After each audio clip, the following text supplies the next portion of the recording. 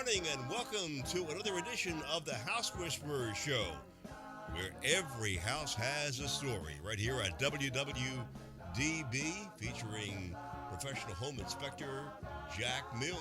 Stay tuned for expert advice about maintaining your house from the roof to the basement and everything in between. I'm Barry Reisman, and Jack, you have a phenomenal topic today. I love it.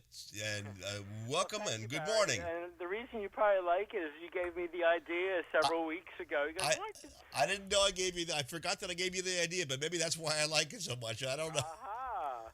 Okay. Yeah, so the truth comes out. dun, dun, dun. And really, that's the beauty of this show, folks. You know, if you need any topics you need me to talk about, I'm more than willing to do it, because if one gentleman or another person brings up a comment, I like to spread the word, as they say. Absolutely. So today's topic is called Fences and Privacy. Same effect, but different directions. So before we kick in, of course, I always like to thank my sponsors. And again, please let them know that you heard their ad on the radio show. It lets them know how well they've been doing and how well I've been doing. So we're going to go a little bit backwards this time. I'm going to talk about Tri-County Inspection Company first, which is a company I've owned since 1985.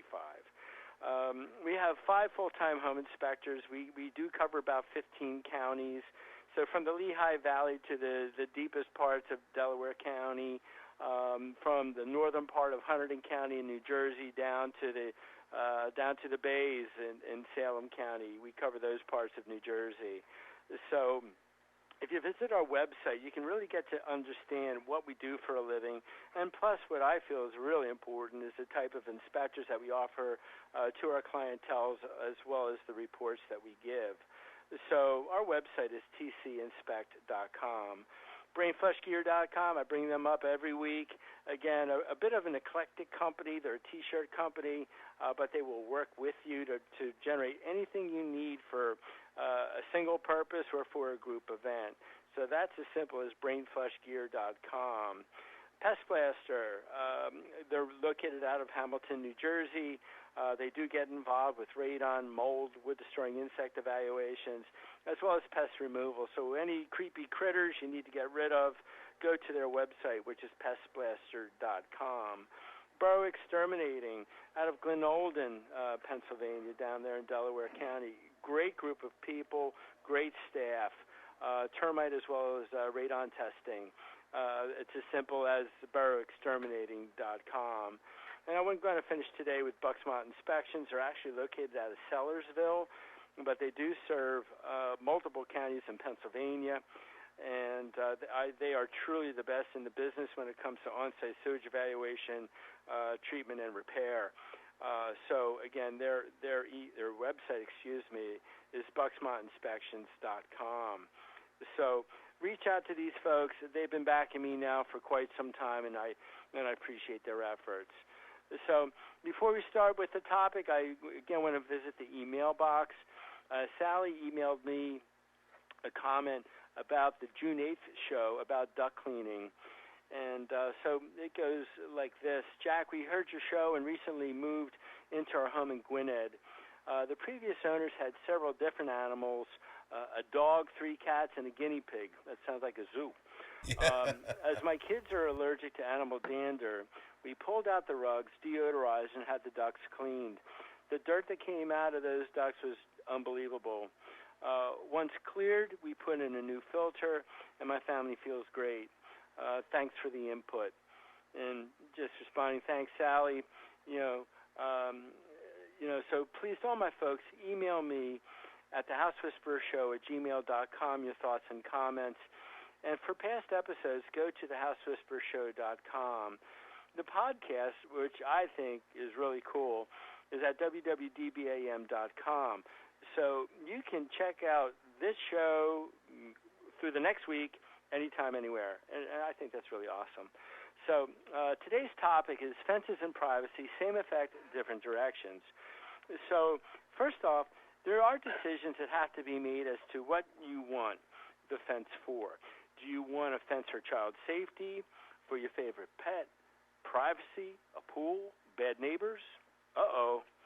Good fences make good neighbors is one of the sayings The other is you can't choose your family and you can't choose your neighbors. So, you have to decide what you want to use the fence for. For fencing, things have to be done as I like to say, linearly. You have to do things before you can even think about putting a fence up.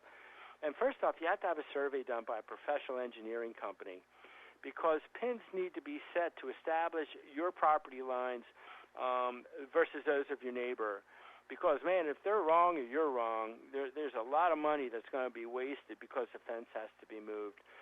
So the survey company should be establishing pins or concrete, what we call monuments, and they should be clear. Permits should be issued, because you have to check with your township. Your township may require that only a certain type of fence, or even a homeowners association may require that you only have a certain type of fence installed. They may require a picket fence, or they may require a post and rail fence. Homeowners associations may not want any fencing. So if you live in a planned community, you absolutely have to do your homework before you spend any money. Once the boundaries are established, choose the type of fence. Do you want wood? Do you want post and rail? Do you want sculpted? Do you want privacy? Do you want chain link? Do you want vinyl? How high or how low? Do you need to attach your fence to a neighbor's fence? So there's a lot to choose from, and the barriers are different. So, for example, if you want to keep the dog in, you could do a post and rail fence with like a green type screening. If you don't want to see your neighbors at all, you can generally do a fence that's 6 feet tall and not see your neighbors at all. But sometimes, too, that can give you an enclosed feeling.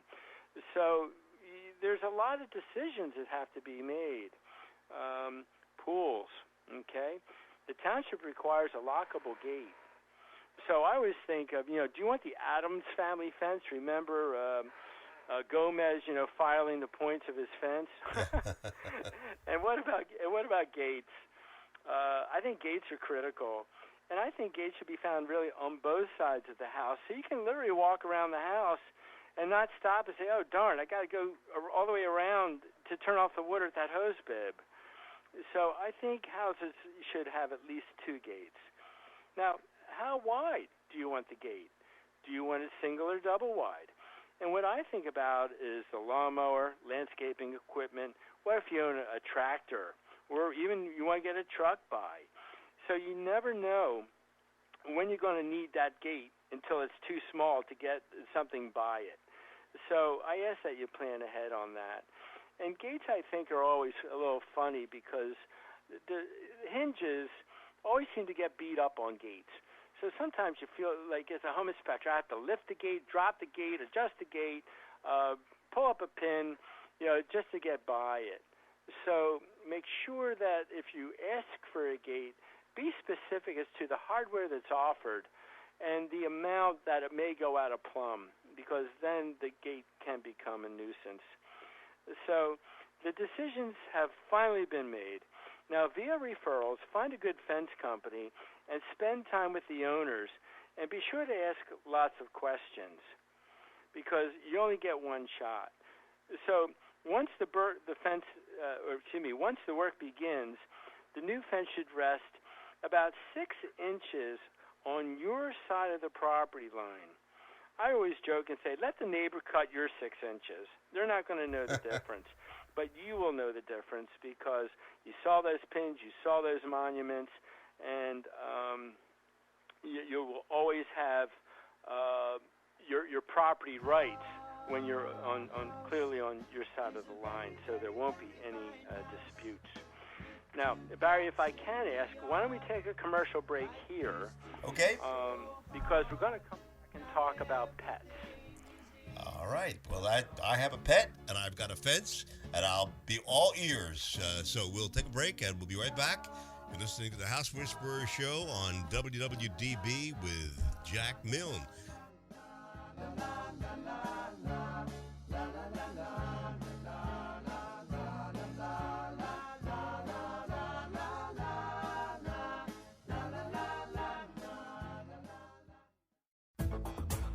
Boro Exterminating has been specializing in wood-destroying insect inspection and control for over 40 years, serving Philadelphia and the surrounding counties. All inspectors are state certified and ensure providing their clients with professional inspections and treatments. Boro not only performs conventional termite treatments, but also handles special services like historic buildings and homes with wells, creeks, or ponds. The client is assured that all treatments will be performed safely when you hire Boro to do the work. They also provide radon testing in their service area. Boro's full-time office staff is available to help you schedule an appointment.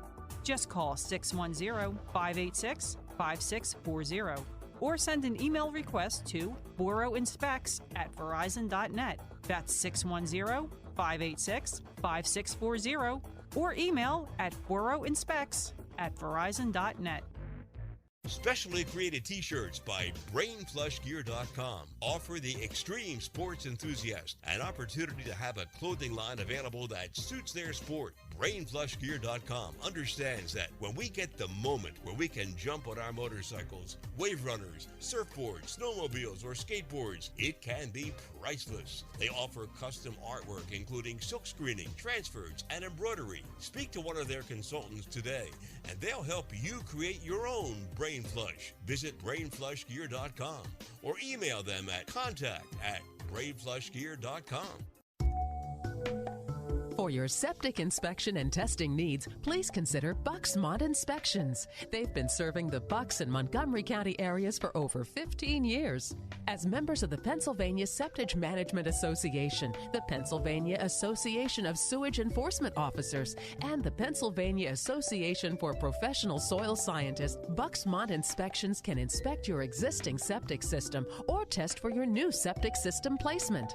Please call Rob Bowie at 215-669-4213 and say you heard their ad on the House Whisperers show.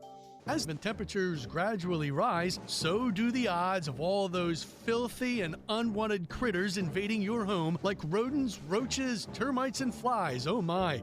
This summer, if you want to feel safe and secure from a possible creeping, crawling disaster, do yourself a favor and call the exterminating experts at Pest Blaster for all your pest control needs, including tests for radon and mold. Please visit pestblaster.com and you'll be sold. 215-295-5555. Tri-County Inspection Company has been providing professional home inspections, commercial inspections, and historic property evaluations for over 25 years. Tri-County Inspection Company covers 13 counties, serving both New Jersey and Pennsylvania. They've performed inspections for over 70,000 clients and are members of the American Society of Home Inspectors, as well as the Pennsylvania Home Inspectors Coalition. They are licensed in both Philadelphia and New Jersey. For all of your real estate transactions, call Tri-County Inspections at 215-295-2030. For their New Jersey clientele, call 856-853-4224. In PA, call 215-295-2030. In New Jersey, 856-853-4224. Our house is a very, very, very fine house with 2 cats in the yard. Back once again with Jack Milne, the House Whisperer, on WWDB, and Jack's topic today, very important topic. It's fences. And Jack, before we took the break, you said you were going to be talking about fences and pets. I have both of. I have the fence and I have the pet, so I want to hear what you have to say. Well, thank you, Barry, and welcome back, everybody. The first section of the show, we kind of talked about the structured fences. Now we're going to get into the unstructured styles. And I think of dogs in particular because through my time here in Yardley, I've had 3 Labrador Retrievers. And so this section is about it's a brand name, folks. It's called Invisible Fence. But there's also different varieties of wired boundary systems. And the question I always get is, do they work? And I typically say yes, because I've lived through quite a few dogs that have stayed on the property because of the boundary system. How much do they cost? They can be about 2/3 less than a real fence. And then what I like is there's no disturbance as to sight lines, trees, and the dog can have really the whole yard to run, or you can limit it to just the backyard, the side yard, or the front yard. So I've had a wired system for probably about 15 years. And the dogs have really learned to respect the wire. What I like is I can set the distance from the wire from a buzz to a shock. Now, the shock does not electrocute the dog, okay? I want to make that really clear. But it does act as a deterrent. Folks, it's about the equivalent of a 9-volt battery. If you ever got hit by a 9-volt battery, it's not a lot, but you know what? You don't want to do it again. So the fence company will provide flags for training. They also can install it. I actually did my own, and it takes about a 6-inch trench. I used an edger that you use for sidewalks. I went across my lawn about 6 inches in from my sidewalks, and then literally used a mallet and closed the earth over the wire. But the flags should be set about every 5 feet, so it creates a visual area for the pet to understand. And so using a leash, you can lead the dog into what I call the gray zone, and that's where the transformer that's on the collar of the animal will give a buzz. And this acts as a warning. Now, the flag should not be set at the wire, because if the dog approaches the flag, he's going to get a bit of a jolt, and then you have to pull back on the leash. So you want to make sure that they understand where the buzz begins, but also that if they cross the flag, that a small jolt rests on the other side. So once a week, pull about a third of the flags. Now, a visual deterrent is still present, but by the third week, the flags are all gone and the dog is trained. Now, again, I set my gray zone for my lab at 5 feet. So, again, the collar will buzz 5 feet away from the wire. So he knows how far to go. And that's what's nice on these systems. You can set it at 2 feet, 5 feet, and I think the furthest away is 7. So for walks and driveways, the driveway can be cut and sealed. For my walkway, I put a galvanized pipe under my sidewalk, and only my first yellow lab, Molson, knew this weak spot. And it was cute because, every morning he would go cross the sidewalk, go visit Uncle Ed across the street, go to his rear sliding glass door, get a water, get a biscuit, and then come back home. But after that early morning visit, he came back and stayed on the property. My other 2 dogs have not figured that out yet. So this is the benefit of this type of fence. The dog can stay out during the day, and you can feel confident when you leave that the dog will stay on the property. If you take the dogs for rides, being in the car does not set off the collar. If you carry a smaller dog and you're about 5 feet above the wire, you will not get shocked, okay, if you're carrying the dog with the transformer. So in closing, this is a fence without barriers. And I found it's well worth it if you want to keep the dogs on the property. And it can work for more than one dog. So you can buy the transformers, from, these companies to sell them, and they will help you with the training. They will also help you with repairs in case the wire gets cut by landscaping equipment or an inadvertent shovel. But even when it does, my transponder, which is in the garage, will give a beeping sound to let them know that the fence has been compromised. So if it does get cut, it can be repaired easily. So that's for the dogs. Finally, I want to talk about this aspect called privacy.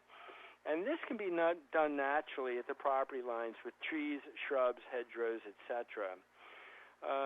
Just as a little bit of background, years ago I planted some white pines across the rear of my property. But I found that the pines, having a needle instead of a leaf, offered blockage but not coverage. And so I replaced some of the pines with what we call Leland cypresses. And both pines and cypresses should really be planted about 6 feet apart on a diagonal. And once they came in contact with each other, I'm talking the pines, I apologize for backing up, they grew taller, but as the outer needles stayed green because of the sun, but the interior part of the tree turned brown. So I kind of saw it as a deterrent.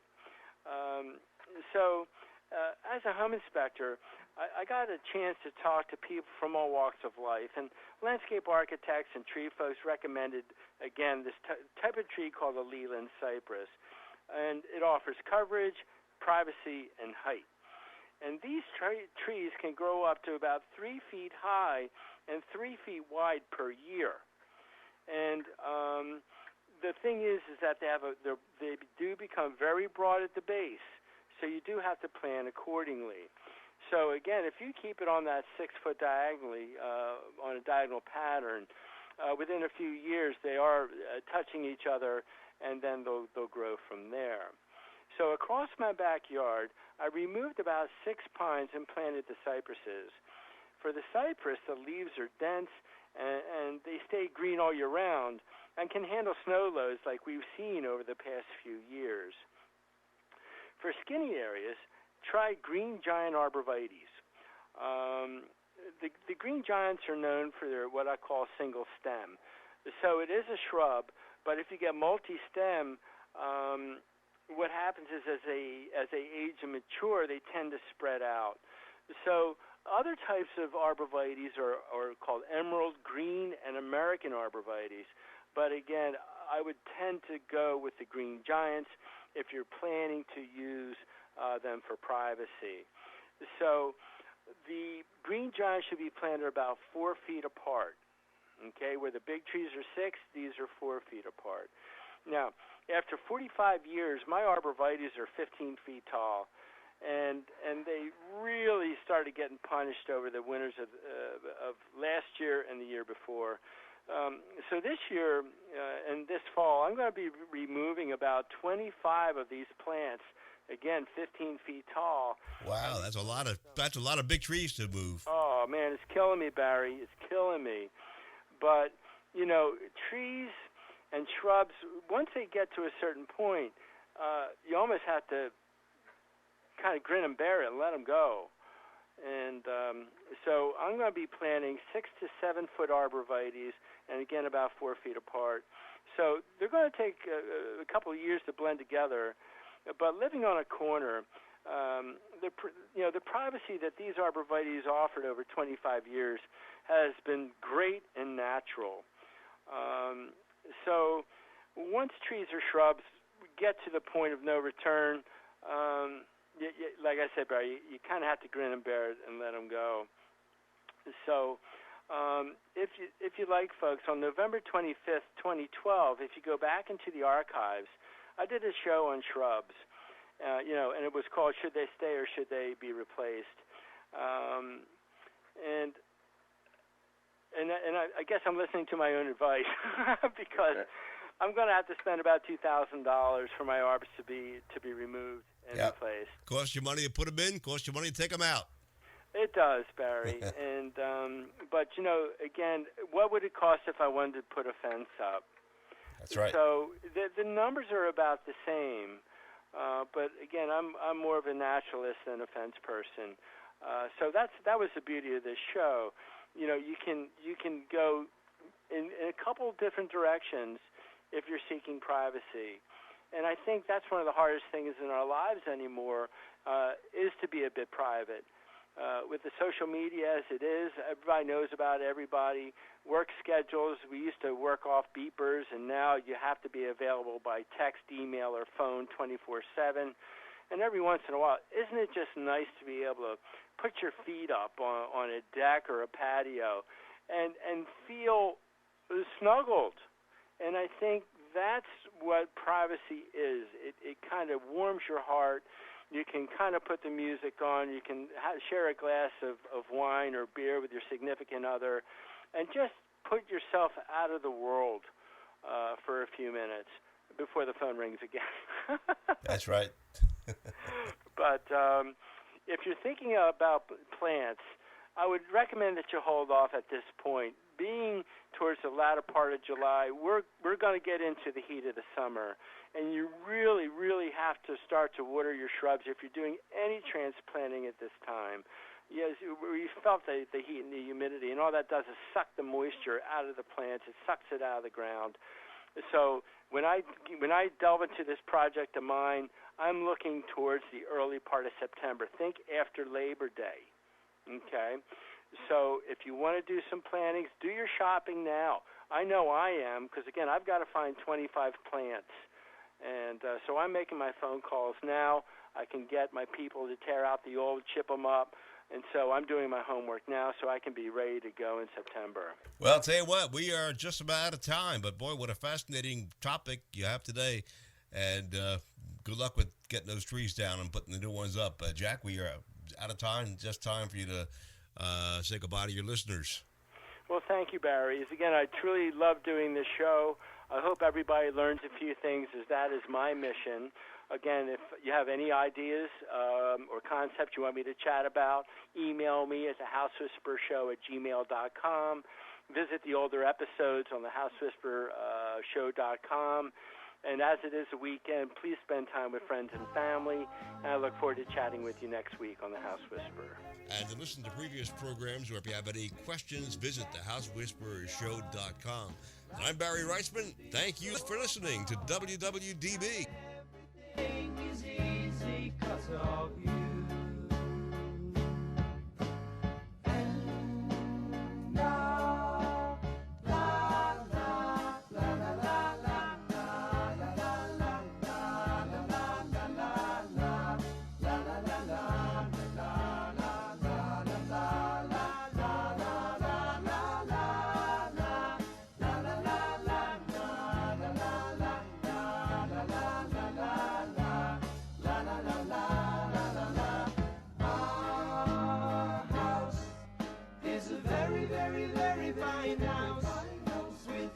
cats in the yard. Life used to be so